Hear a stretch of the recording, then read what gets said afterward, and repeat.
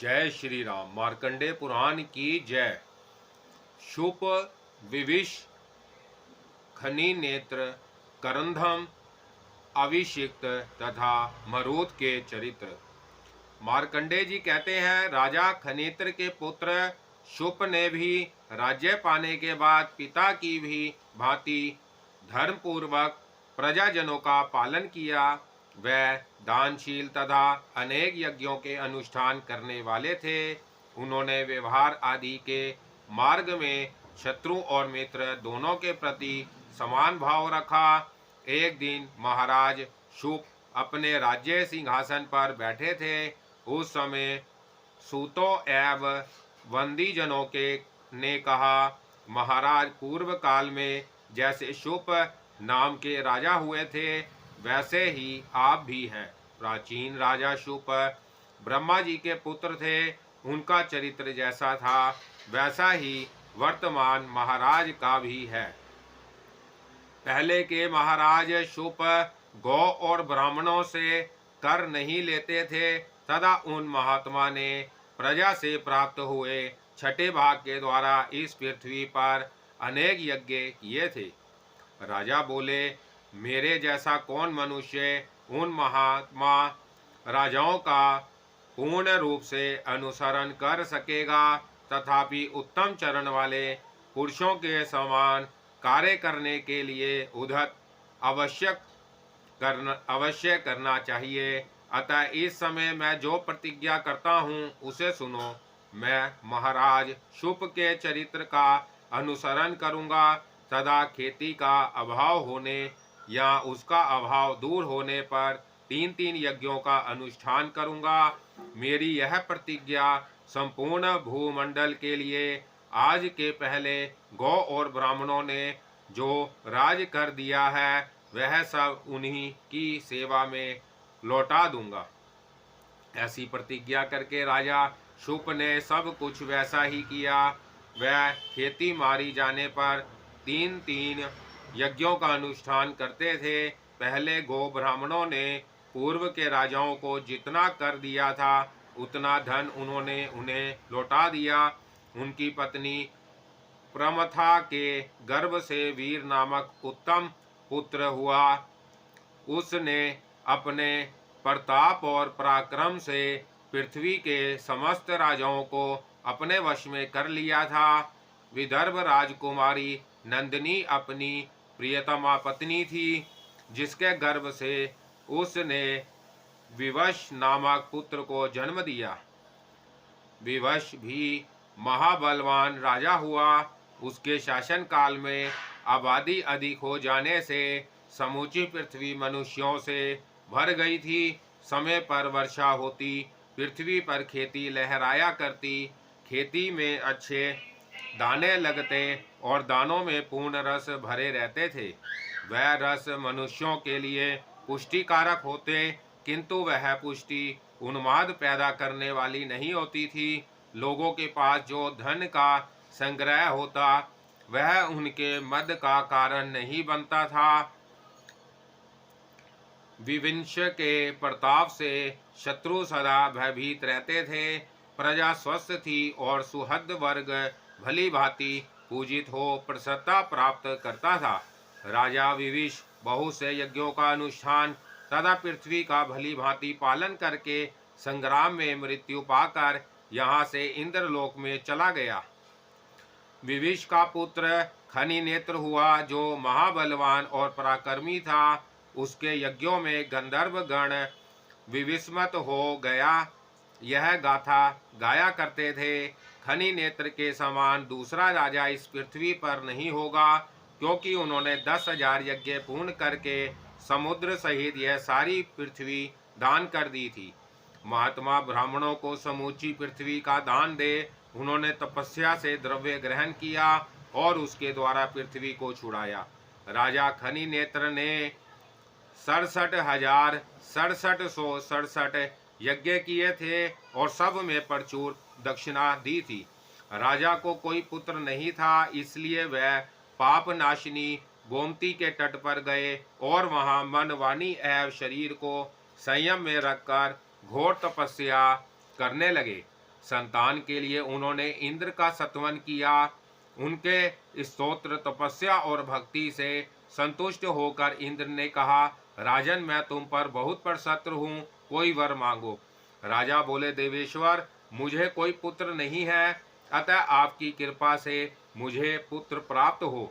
वह पुत्र समस्त शास्त्रधारियों में श्रेष्ठ, अक्षय ऐश्वर्य से युक्त, धर्मपालक तथा धर्मज्ञ हो। इंद्र ने अमस्तु कहकर आशीर्वाद दिया। राजा का मनोहर पूर्ण हो गया। अब वह प्रजा का पालन करने के लिए अपने नगर में आए।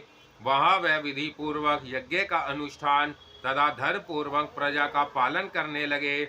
उस समय इंद्र की कृपा से उन्हें एक पुत्र हुआ, जिसका नाम उसके पिता ने बलाक्ष रखा। फिर राजा ने पुत्र को संपूर्ण अस्त्र शस्त्रों की शिक्षा दी। पिता के मरने के बाद जब बलाक्ष राज्य सिंहासन पर आसीन हुए, तब उन्होंने पृथ्वी के संपूर्ण राजाओं को अपने वश में कर लिया। परंतु बहुत से महापराक्रमी राजा, जो सब प्रकार के साधन और धन से संपन्न थे, एक साथ मिल गए और उन्होंने राजा बलाक्ष को उनकी राजधानी में ही घेर लिया। नगर पर घेरा पड़ जाने से राजा बलाक्ष को बड़ा क्रोध हुआ, परंतु उनका खजाना बहुत थोड़ा रह गया था, इसलिए सैनिक बल की कमी हो जाने से वह अत्यंत विकल हो गए। जब उन्हें और कोई शरण नहीं दिखाई दी, तब वह अर्थ हो दोनों हाथ मुंह से आगे करके जोर जोर से सांस लेने लगे। फिर तो उनके हाथ की उंगलियों के छिद्र से मुख की वायु से प्रेरित हो सैकड़ों योद्धा, रथ, हाथी और घोड़े निकलने लगे। क्षण भर में राजा का सारा नगर बहुत बड़ी सेना से भर गया।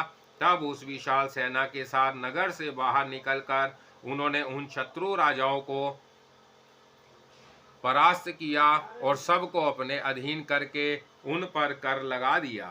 कर का दमन करने से उन्होंने शत्रुओं का दाह करने वाली सेना उत्पन्न की थी, इसलिए वह राजा बलाक्ष करंधम कहलाने लगे। करंधम धर्मात्मा, सब प्राणियों के मित्र तथा तीनों लोकों में विख्यात थे। जब राजा संकट में पड़े थे, तब साक्षात उनके धर्म ने उनके पास पहुंचकर शत्रुनाशक सेना प्रदान की थी और फिर स्वयं ही उसे अदृश्य कर दिया। राजा वीरचंद्र की सुंदरी कन्या वीरा ने, जो उत्तम व्रतों का पालन करने वाली थी, स्वयंवर में महाराज करंधम का वरण किया था। उसके गर्भ से महाराज ने अविक्षिणी नामक पुत्र उत्पन्न किया। उसके इस नाम का प्रसंग सुनो। पुत्र उत्पन्न होने पर राजा करंधम ने उसके ग्रह आदि के विषय में ज्योतिषियों से पूछा। तब दो ज्योतिषियों ने कहा, महाराज, आपका पुत्र उत्तम मुहूर्त, श्रेष्ठ नक्षत्र और शुभ लग्न में उत्पन्न हुआ है, अतः यह महान पराक्रमी, परम सौभाग्यवान तथा अधिक बलशाली होगा। बृहस्पति और शुक्र 7वें स्थान में तथा चंद्रमा 4थे स्थान में रहकर इस बालक को देखते हैं। 11वें स्थान में स्थित बुध भी इसको देखते हैं। सूर्य, मंगल और शनेश्वर की इस पर दृष्टि नहीं है, अतः यह सब प्रकार की संपत्तियों से युक्त होगा। ज्योतिषियों की बात सुनकर राजा करंधम के मन में बड़ी प्रसन्नता हुई। वह बोले, इसे बृहस्पति और बुध देखते हैं और सूर्य, शनिश्चर, मंगल से यह अविचित अदृश्य है, इसलिए इसका नाम अभिषिक्त होगा। करंधम के पुत्र अभिषिक्त वेद वेदांगों के पारंगत विधान हुए। उन्होंने मुनिवर कणव के पुत्र से संपूर्ण अस्त्र विधा की शिक्षा ग्रहण की। वह रूप में अश्वनी कुमार, बुद्धि में बृहस्पति, कांति में चंद्रमा, तेज में सूर्य, धैर्य में समुद्र और क्षमा में पृथ्वी के समान थे। वीरता में तो उनकी समानता करने वाला कोई था ही नहीं। एक समय की बात है, वह वैदिश के राजा विशाल की कन्या वैशालिनी को प्राप्त करने के लिए उसके स्वयंवर में गए। वह सुंदर दांतों वाली सुंदरी समस्त राजाओं की अपेक्षा करके चली जा रही थी। इतने में ही अभिषिक्त ने उसे बलपूर्वक पकड़ लिया। उन्हें अपने बल का बहुत अभिमान था। उनके इस कार्य से अन्य समस्त राजाओं का, जो बहुत बड़ी संख्या में एकत्र थे, अपमान हुआ। अतः वह खिन्न होकर एक दूसरे से कहने लगे, अनेक बलशाली राजाओं के होते हुए किसी एक के द्वारा नारी का अपहरण हो और आप लोग इसे क्षमा कर दें, तो यह धिक्कार देने योग्य बात है। क्षत्रिय वह है जो दुष्ट पुरुषों से सताए जाने वाले की रक्षा करे, उसकी क्षति ना होने दे। जो ऐसा नहीं करते वह लोग इस नाम को व्यर्थ ही धारण करते हैं। संसार में कौन मनुष्य मृत्यु से नहीं डरता, किंतु युद्ध ना करके भी कौन अमर रह गया है। यह विचार कर शस्त्रधारी क्षत्रियों को पुरुषार्थ का त्याग नहीं करना चाहिए। यह सुनकर सब राजा अमर्ष में भर गए और परस्पर सलाह करके सभी हथियार ले उठ खड़े हुए। कुछ रथों पर जा बैठे, कुछ हाथियों और घोड़ों पर सवार हुए, तथा दूसरे कितने ही राजा कुपित हो पैदल ही अभिषिक्त से लोहा लेने को जा पहुँचे। अभिषिक्त अकेले थे, उनके विरोध में बहुत से राजा और राजकुमार थे। उनमें बड़ा भयंकर संग्राम हुआ। तलवार, शक्ति, गदा और धनुष बाण लिए हुए समस्त राजा अभिषिक्त पर प्रहार करने लगे, तथा राजकुमार अभिषिक्त भी अकेले ही उन सभी राजाओं से भिड़ गए और सैकड़ों बाणों से मारकर उन्हें घायल करने लगे। अभिषिक्त ने किसी की बाँह काट डाली, किसी की गर्दन उड़ा दी, किसी की छाती छेद डाली और किसी के वक्ष में प्रहार किया। शत्रुओं के आते हुए बाणों को वह बाण मारकर दो टुकड़े कर देते थे, किसी की तलवार काट देते और किसी का धनुष खंडित कर देते थे। कोई राजकुमार अपना कवच कट जाने के कारण पलायन कर गया, दूसरा अभिषिक्त के बाणों से घायल होकर पैदल ही रणभूमि से भाग गया। इस प्रकार जब राजाओं की सारी मंडली व्याकुल हो गई, तब 700 वीर मरने का निश्चय करके युद्ध के लिए डट गए। उन सब को अपने उत्तम कुल, युवावस्था तथा शौर्य की लाज रखनी थी। जब सारी सेना परास्त होकर भागने लगी, तब वह ही 700 राजा एक साथ मिलकर अभिषिक्त से युद्ध करने लगे। अभिषिक्त अत्यंत क्रोध में भरकर धर्म युद्ध के नियम से लड़ने लगे। उन्होंने उन सब के हथियारों और कवचों को काट गिराया। तब उन राजाओं ने धर्म से विमुक्त हो चारों ओर से अभिषिक्त को घेर लिया और सब ओर से उन्हें हजारों बाणों से बींधने लगे। बहुतों के प्रहार से पीड़ित हो वह अत्यंत व्याकुल हो उठे और अत्यंत विरह होकर पृथ्वी पर गिर पड़े। इस अवस्था में उन सब ने मिलकर धन पूर्वक उन्हें बांध लिया और राजा विशाल के साथ वैदिश नगर में प्रवेश किया। तदंतर राजा करंधम, उनकी पत्नी वीरा तथा अन्य राजाओं ने अभिषिक्त के बांधे जाने का समाचार सुना। कुछ लोगों ने करधम से कहा, महाराज, वह सभी राजा वध करने के योग्य हैं जिन्होंने अधिक संख्या में सम्मिलित होकर अकेले राजकुमार को अधर्म पूर्वक बांधा है। दूसरे बोले, आप चुपचाप बैठे क्यों हैं? शीघ्र ही सेना तैयार कीजिए। दुष्ट विशाल को तथा वहां आए हुए अन्य समस्त राजाओं को भी बांध लीजिए। उन सब की यह बात सुनकर वीरपुत्रा वीरा ने, जो वीर वंश में उत्पन्न एवं वीरपति की पत्नी थी, हर्ष में भरकर कहा, राजाओं, मेरे पुत्र ने समस्त राजाओं को जीतकर जो बलपूर्वक कन्या को अपने अधिकार में कर लिया है, यह ठीक ही किया है। इसके लिए मन में चिंता करने की आवश्यकता नहीं है। उसका युद्ध में बंदी होना प्रशंसा की ही बात है। अब तुम लोगों के मस्तक पर भी अस्त्र शस्त्रों के गिरने का समय आ पहुंचा है। युद्ध के लिए शीघ्रता करो, अब अपने रथों पर सवार हो जाओ। हाथी, घोड़े और सारथियों को भी जल्दी तैयार करो, विलंब नहीं होना चाहिए। जो सबको परास्त करके शोभा पाता है वही शूर है। जैसे सूर्य अंधकार को दूर करके प्रकाशित होता है, उसी प्रकार शूरवीर शत्रुओं को हराकर यशस्वी होता है। इस प्रकार पत्नी के उत्साहित करने पर राजा करंधम ने पुत्र के शत्रुओं का वध करने के लिए सेना को तैयार होने की आज्ञा दी। तदंतर उनका विशाल और उनके सारथियों के साथ घोर युद्ध हुआ। 3 दिन तक युद्ध होने के पश्चात विशाल और उनके सहायक राजाओं का मंडल जब प्राय पराजित हो गए, तब राजा विशाल हाथ में अर्ध लेकर महाराज करंधम के पास आए। उन्होंने बड़े प्रेम से करंधम का पूजा किया। उनका पुत्र अभिषिक्त बंधन से मुक्त कर दिया गया। राजा ने एक रात वहां बड़े सुख से व्यतीत की। दूसरे दिन राजा विशाल अपनी कन्या को साथ लेकर महाराज करंधम के पास उपस्थित हुए। उस समय अभिषिक्त ने अपने पिता के सामने ही कहा, मैं इसको तथा दूसरी किसी युवती को भी अब नहीं ग्रहण करूंगा, क्योंकि इसके देखते देखते शत्रुओं द्वारा युद्ध में परास्त हो गया। अब आप किसी और के साथ इसका विवाह कर दें तथा यह उस पुरुष का वरण करे जिसका यश और पराक्रम अखंडित हो तथा जिसे शत्रुओं के हाथ से अपमानित ना होना पड़ा हो। पुरुष सबल होने के कारण स्वतंत्र होता है और स्त्रियां अबला होने के कारण सदा परतंत्र रहती हैं, परंतु जहां पुरुष भी दूसरे के परतंत्र हो गया, वहां उसमें मनुष्यता ही क्या रह गई। जब इसके सामने ही राजाओं ने मुझे पृथ्वी पर गिरा दिया, तब अब मैं इसे अपना मुंह कैसे दिखाऊंगा। अभिषिक्त के ऐसा कहने पर राजा विशाल ने अपनी पुत्री से कहा, बेटी, इन महात्मा की बात तुमने सुनी है ना। शुभ है, जिसमें तुम्हारी रुचि हो ऐसे किसी दूसरे पुरुष को पति रूप में धारण करो, अथवा हम जिसे तुम्हें दे दें उसी का तुम आदर करो।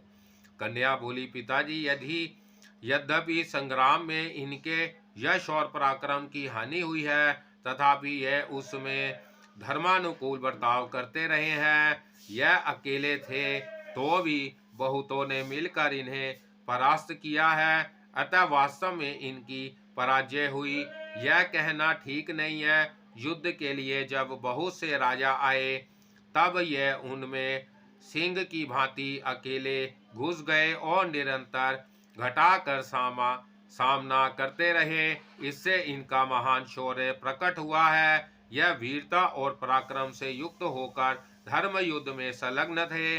ऐसे समय में समस्त राजाओं ने मिलकर इन पर अधर्म पूर्वक विजय पाई है, अतः इनमें इनके लिए लज्जा की कौन सी बात है। तात मैं इनके रूप मात्रा पर लुभा गई हूँ, ऐसी बात नहीं है। इनकी वीरता, पराक्रम और धीरता आदि सगुण मेरे चित्त को चुराई लेते हैं, अतः आप अधिक कहने की क्या आवश्यकता है। आप मेरे लिए महाराज से इन्हें महानुभाव की याचना कीजिए। इनके सिवा दूसरा कोई पुरुष मेरा पति नहीं हो सकता। विशाल ने कहा, राजकुमार, मेरी पुत्री ने बहुत अच्छी बातें कही हैं। इसमें संदेह नहीं है कि तुम्हारे जैसा वीर कुमार इस भूतल पर दूसरा कोई नहीं है। तुम्हारे शौर्य की कहीं समता नहीं है, तुम्हारा पराक्रम अनंत है। वीर, तुम मेरी कन्या का पानी ग्रहण करके मेरे कुल को पवित्र करो। तब महाराज करंधम ने अपने पुत्र को समझाते हुए कहा, बेटा, तुम राजा विशाल की कन्या को स्वीकार करो। इस सुंदरी का तुम्हारे प्रति अत्यंत दृढ़ अनुराग है। राजकुमार ने कहा, पिताजी, मैंने पहले कभी आपकी आज्ञा का उल्लंघन नहीं किया है, अतः ऐसी आज्ञा दीजिए जिसका मैं पालन कर सकूं।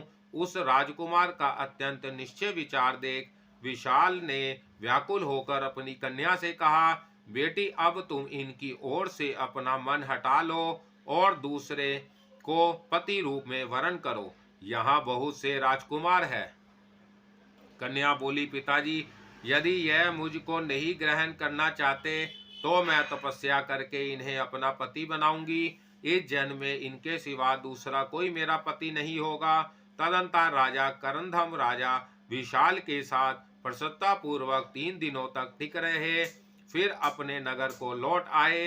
अविक्षित को उनके पिता तथा अन्य राजाओं ने प्राचीन दुष्टताओं को संतों के द्वारा बहुत कुछ समझाया, इससे वह भी उनके साथ नगर में लौट आए।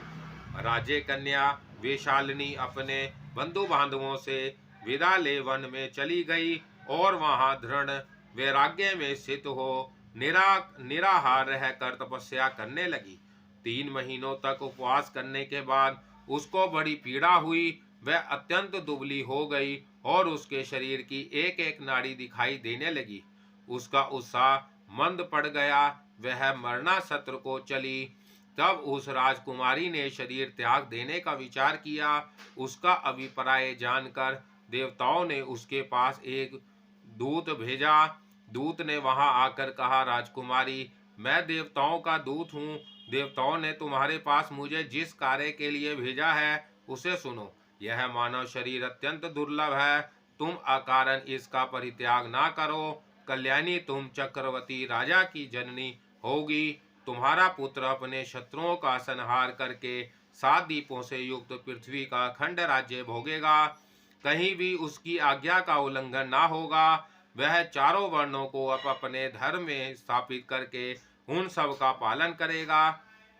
लुटेरों, मलेच्छों और दुष्टों का वध करेगा। उत्तम दक्षिणाओं से पूर्ण नाना प्रकार के यज्ञ करेगा। उसके द्वारा अश्वमेध आदि यज्ञों का 6000 बार अनुष्ठान होगा।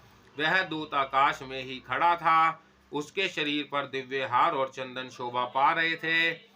उसे इस रूप में देख राज कन्या ने कोमल वाणी में कहा, तुम देवताओं के दूत हो, इनमें तनिक भी संदेह नहीं है। सचमुच ही तुम स्वर्ग से यहाँ आए हो। किंतु तुम ही बताओ, पति के बिना मुझे पुत्र कैसा होगा। मैंने पिता के समीप यह प्रतिज्ञा कर ली है कि इस जन्म में अभिषिक्त के सिवा दूसरा कोई पुरुष मेरा पति नहीं होगा।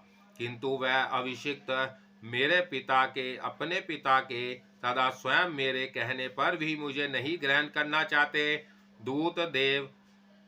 देवदूत ने कहा, महाभागे, बहुत कहने से क्या लाभ है। तुम्हें पुत्र अवश्य होगा। तुम अधर्म पूर्वक इस शरीर का त्याग ना करो, इसी वन में रहो और अपने दुर्बल शरीर का पोषण करो। तपस्या के प्रभाव से तुम्हारा सब कुछ भला ही होगा। यों कहकर देवदूत जैसे आया था लौट गया तथा वह सुंदरी प्रतिदिन अपने शरीर का पोषण करने लगी।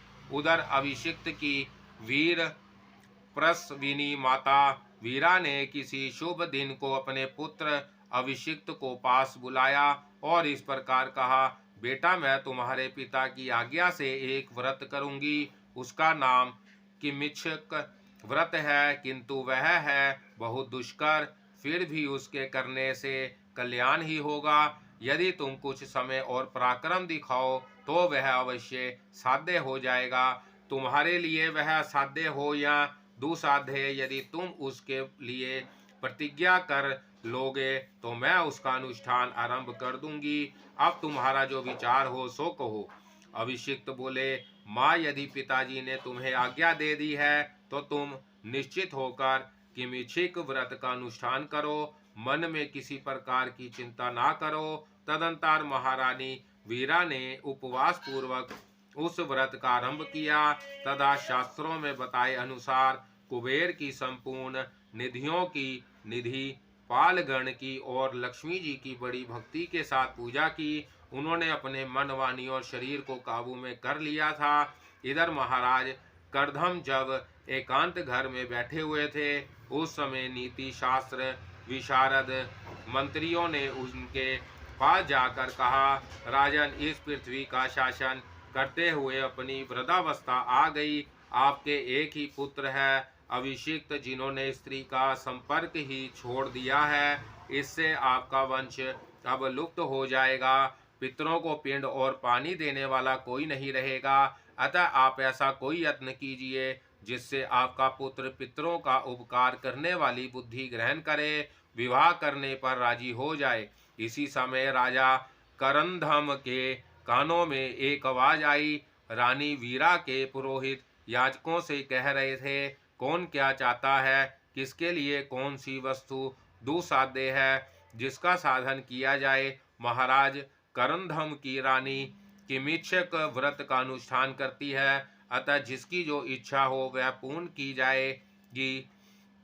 पुरोहित की बात सुनकर राजकुमार अभिषिक्त ने भी राजद्वार पर आए हुए समस्त याचकों से कहा, मेरी परम सौभाग्यवती माता किमिच्छिक व्रत कर रही है, अतः मेरे शरीर से किसी का कोई कार्य सिद्ध होने वाला हो तो यह बतावे। सब याचक सुन ले। मैं प्रतिज्ञा पूर्वक करता हूँ, इस किमिच्छ व्रत के अनुष्ठान के अवसर पर तुम लोग क्या चाहते हो बताओ, मैं दूंगा। अपने बेटे के मुख से यह बात सुनकर महाराज करंदम तुरंत सामने आए और बोले, मैं याचक हूँ, मुझे मेरी मांगी हुई वस्तु दो। अभिषिक्त बोले, तात आपको क्या देना है बताइए। मेरा कर्तव्य दुष्कर हो, साध्य हो अथवा अत्यंत दुसाध्य हो, बताइए, मैं उसे पूर्ण करूंगा। राजा ने कहा, यदि तुम सत्य प्रतिज्ञा हो और सबको इच्छानुसार दान देते हो तो मेरी गोद में पुत्र का मुंह दिखाओ। अभिषिक्त बोले, महाराज मैं आपका एक ही पुत्र हूँ और ब्रह्मचार्य का पालन मेरा व्रत है, मेरे कोई पुत्र है ही नहीं, फिर आपको पुत्र का मुख कैसे दिखाऊं। राजा ने कहा, बहुत कहने से क्या लाभ, तुम ब्रह्मचार्य को छोड़ो और अपनी माता के इच्छानुसार मुझे पुत्र का सुख दिखाओ।